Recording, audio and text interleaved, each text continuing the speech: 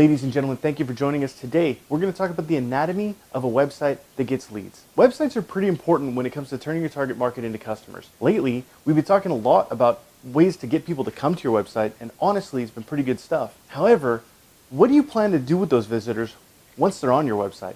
If you don't have a process to turn them into leads, you won't be able to turn them into customers. You won't be able to grow. That means your website design and layout needs to focus on lead generation. Today, I want to introduce what a great lead generating website has built into it. The path you want your leads to follow on your website has to be clear. What's your website look like right now? That's something you probably don't stop to think about too often. However, it's something that affects every single person that visits your site and influences their actions on it. So stop to think about it. Do your pages take your visitors to their next action? Are you capturing the data visitors give you when they fill out a form? Do each of your campaigns lead somewhere specific, tailored to that campaign? Are there calls to action on every blog post? Do you even have a blog? By now, you may have noticed a few holes in your website that are affecting how often you convert leads. Don't worry, I got your back. Website lead generation optimization has a few critical parts. Effective lead capture systems are well-oiled machines. They require certain pieces operating in the right way at the right time if you want them to work. Any website developer who's worth a damn will make sure you know what they are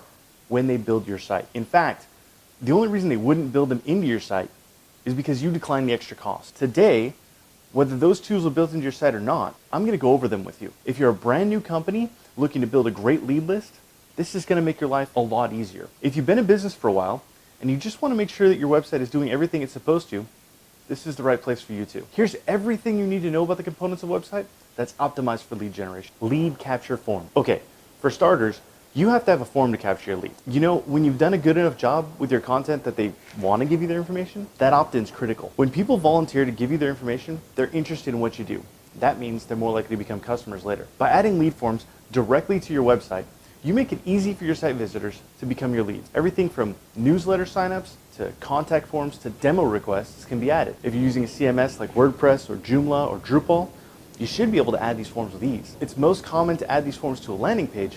You really can put them anywhere on your site. Put a newsletter sign-up form in the footer. Embed a demo request on the side of your site. Add a contact form to your homepage. Throw a sign-up form in your site's header. The possibilities are endless. Just make sure you're not being overly intrusive. The minute your content feels like sales, you'll lose the opportunity. Think carefully about what you're asking for on the forms too. If you ask for a small amount of information, you'll likely get more leads. You'll also have to do more work with them because you won't know as much about them. If you ask for a lot of information, you'll get a much better quality lead. However, that's usually going to be at the expense of the quantity of leads. People don't like filling out long forms. However, if you have other ways for them to opt in that don't require as much information, you might still be okay. A customer relationship management tool. Cool, now you have forms, so leads can come in. But how are you going to track those leads and the conversations you have with them? I hope you're not planning to do it through Excel, because there's a much easier way. There's software available that will automatically take your form submissions and add them as leads to a database. It's known as a contact manager, customer relationship manager, or CRM. You can build them right into your website. I'm a big fan of centralizing as much of your business as possible around your website. It makes running your business much easier. In this case, that centralized database is going to make communication easier. You should be able to use your CRM to monitor lead follow-up, send lead nurturing emails, track future behavior on your site, manage lead details like tags, lists, or contact information. The effectiveness of a good database can't really be understated. After all, if follow-up is easier and better tracked, less likely that you're going to miss something. Attractive calls to action. Every time a visitor comes to your website, there's something they're searching for. Maybe they already know what it is, like a special gift for a spouse. Maybe they have no clue,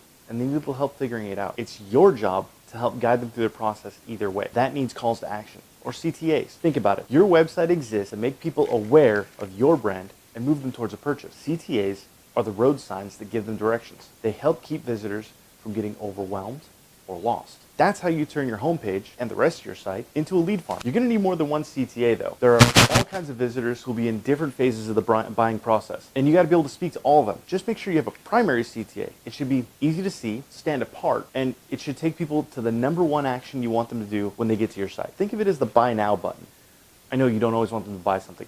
However, you do want them to buy into whatever action you want them to take. Maybe it's a sign up, or you want them to make an account, or get a product demo. Ultimately, you know what a lead is for your company. Tying a CTA to that definition will help you figure out what you're doing that's working and what's not. Search online for different examples of CTAs. I know HubSpot has a great article that offers 30 CTA examples to help you determine exactly what yours should look like, something to pull inspiration from. Whatever you do, just make sure your CTAs are enticing and clear. Gated content and offers. Okay, you've told your site visitors what to do with your CTAs. You've given them a means with your form, but why are they going to become a lead if they aren't ready to buy yet? It's time to up the value you're offering. Exchange quality information that goes beyond what's on your blog for their contact information. As it turns out, 77% of B2B buyers are willing to exchange contact details for white papers or ebooks. It's time for you to create an irresistible gated offer or lead magnet. If you offer more of the valuable information that the people who came to your site for research were looking for, they're going to give you their name and email address. They might even give you a phone number. So here's how it works. Write a compelling and interesting blog article. Somewhere in that article, I've seen them in the middle, at the bottom, to the side, place a call to action that advertises your lead magnet. This could be a button that takes them over to a landing page, or it can be an embedded form directly in the content. Make sure you include a form that they have to fill out to get the lead magnet. Don't ask for more information than what makes sense. Ask for their first name, their last name, their email address, and only any other appropriate information that matches what the lead magnet requires. Their input should trigger an email with a link to that gated content.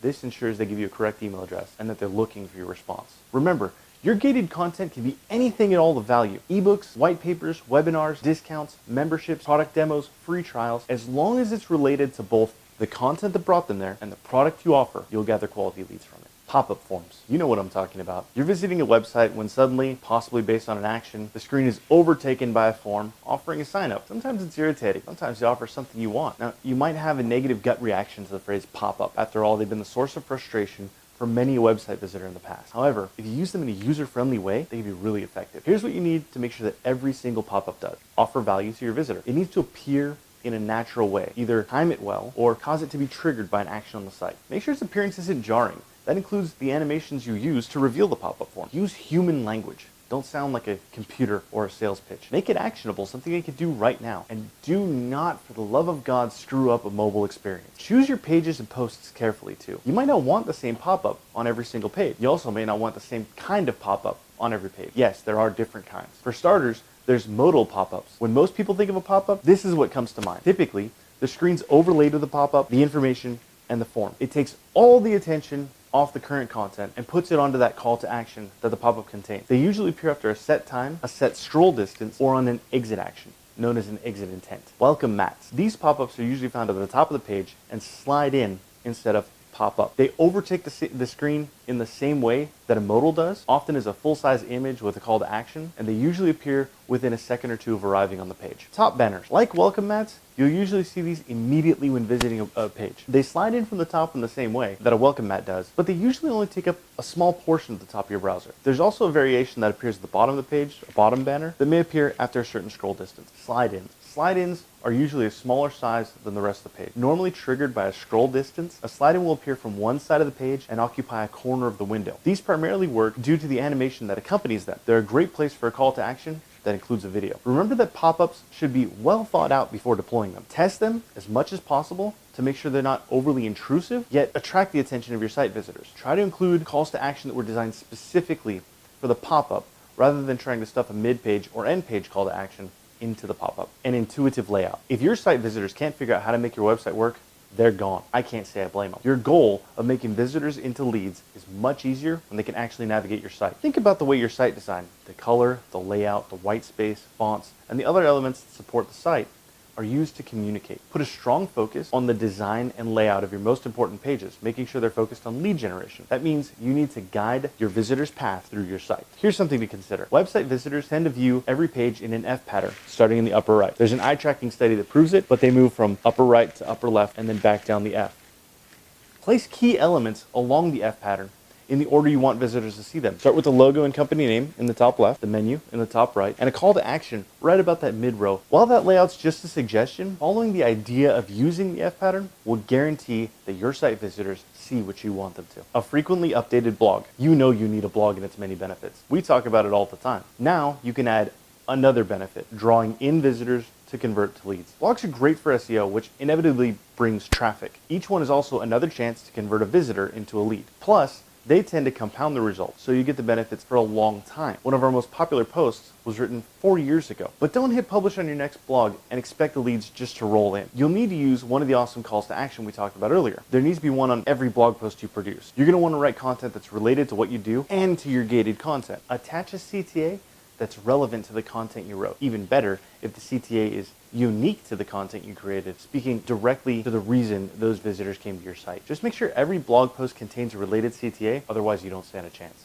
Proof that you're trustworthy. Put yourself in the role of the site visitor for a moment. You're being asked to hand over personal contact information, name, email, phone number, company name. Why would you give that information over if you didn't feel at least a little trust in the brand and what it has to offer? You need to establish credibility for your site visitors. You can provide great information and make promises of even better content behind the lead form, but recommendations from others who benefited from your company mean way more. Social proof is a great way to build the credibility of your company. There are different kinds of social proof that you can take advantage of. Customer testimonials. These are quotes from real customers that praise your company, product, or service. You could place these anywhere on your site, including your homepage, contact page, or below form. Make sure you include any information about your client that demonstrates why your site visitors should listen to them. Case study. Case studies are a complete analysis of what you did for a client. Imagine expanding on a testimonial to include more detail, including the shift in metrics and any positive result. Make sure you mention the strategies that you went through, any of your clients' concerns in the process, and what you did to overcome any unexpected difficulty. Client showcase. It's not always feasible to demonstrate every success story or testimonial from every client. This is a way to demonstrate who else has put trust in you. Include a section of prominent client logos. These instantly recognizable names are often enough to establish trust for site visitors who respect them. Trust seals. These symbols represent security on your site. When a site visitor sees them, they know you'll care for their information. When you can demonstrate your level of trustworthiness, it eases your visitors' concern about handing over their contact information. A live chat window. So here's something we never talked about before. Add live chat to your site. Often, site visitors will get stuck on something. Maybe they have a specific question that you don't get very often. Sure, they could use your standard contact form to ask. However, a great way to both build trust and impress visitors with your speed of service is to answer their questions immediately. When they can quickly get your team's assistance finding the answers they seek, they'll inherently trust you more. It's going to show them that you have their back. Thankfully, there are a number of companies that offer easy to add live chat functionality to your site. Even Facebook's Messenger is a great way to add it. Chat windows happen to be another great way to capture lead data as well, unless you're using Messenger. It's common and therefore acceptable to ask for name and email address when starting a chat. Most CRMs can track that lead data. In some cases, you may even move them through the sales journey faster by eliminating wait time for response. Websites with all the right pieces in place generate leads. Look, this is by no means an exhaustive list of all the things you can do on your website to get leads. However, these foundational elements are the perfect place to start. Just by including them in your site, then actively improving them, you'll begin to see more leads. They'll also be higher quality leads too. Remember, as you go along, that these are general best practices. You'll need to constantly improve upon them based on good data. That means you ought to be A/B testing everything you put in place. The more data you can gather on what works, the better job you can do in the future. You'll be able to cater your content towards your specific audience. That means they'll have a unique experience that focuses on the things that matter to them. Remember, the more you can speak to their unique wants and needs, the more likely they are to become your client when they're ready to buy. That's what we all want, isn't it? Thank you for joining us on this episode. I hope it provided some real value to you, give you some real strategies that you can start putting in place on your website now, combining those with those previous strategies we've talked about before to help make those new site visitors into new leads, higher quality leads, higher volume leads, and help your business grow. We'll see you next time. Have a great month.